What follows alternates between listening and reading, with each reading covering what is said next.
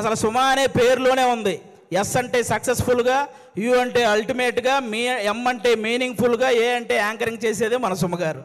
మామూలు విషయం కాదు. అంటే జనరల్గా ఒక తెలుగువాడిగా పుట్టి ఎక్కడో కేరళలో ఉన్న వాళ్ళ చేత మనవాడరా అనిపించుకున్న అల్లు అర్జున్ గారు ఎంత గ్రేటో, ఒక కేరళ అమ్మాయిగా పుట్టి తెలుగు వాళ్ళందరి చేత మన అమ్మాయిరా అనిపించుకున్న సుమ గారు కూడా అంతే గ్రేట్ అబ్బా. అంటే తను ఒక కూతురుగా వాళ్ళ అమ్మను బాగా చూసుకుంటూ, ఒక భార్యగా తన భర్తను బాగా చూసుకుంటూ, అలాగే ఒక తల్లిగా తన కొడుకు కూతుర్ని బాగా చూసుకుంటూ, ఒక యాంకర్గా ఇంతమందిని ఎంటర్టైన్ చేస్తూ బాగా చూసుకుంటుందంటే అది మామూలు విషయం కాదు. అందుకే ఆవిడకి నేను అంత పెద్ద ఫ్యాన్ అనమాట. నేను సుమ గారికి, నేను సినిమాల్లో మీ అందరికీ తెలుసు పవన్ కళ్యాణ్ గారి ఫ్యాన్ అని, కానీ టీవీలో నాకు బాగా ఇష్టమైన యాంకర్ సుమ గారు. నేను ఆవిడకి ఫ్యాన్, నేను అందుకు ఫ్యాన్ అనమాట. బేసిక్గా హీరోల్లో ఫ్యామిలీ హీరోలు ఉంటారు, మామూలు హీరోలు ఉంటారు. అలాగే యాంకర్లో కూడా మామూలు యాంకర్లు, ఫ్యామిలీ యాంకర్లు ఉంటారు. ఫ్యామిలీ హీరో విక్టరీ వెంకటేష్ గారు అయితే ఫ్యామిలీ యాంకర్ మన సుమ గారు. అంటే తెలుగు సినిమా ఇండస్ట్రీకి అమ్మాయిలు రావాలంటే ఎక్స్పోజింగ్ చేయాలి, లేకపోతే కమిట్మెంట్ ఇవ్వాలి, ఇలాంటి తప్పుడు ప్రచారాలు చేస్తూ చాలామంది చెప్తుంటారు.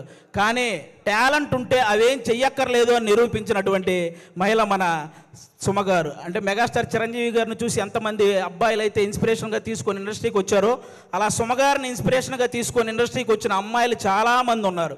ఆ విధంగా కూడా ఆమెకి హ్యాట్సాప్ చెప్పుకోవాలి. ఒక ఈవెంట్ అంటే ఆల్మోస్ట్ 4 గంటలు నిలబడి ఆవిడ ఒక్కటే ఎంటర్టైన్ చేస్తూ ఉంటుంది. అలాగే ఒక టీవీ షో చేయాలంటే ఆల్మోస్ట్ 14 గంటలు నిలబడాలి.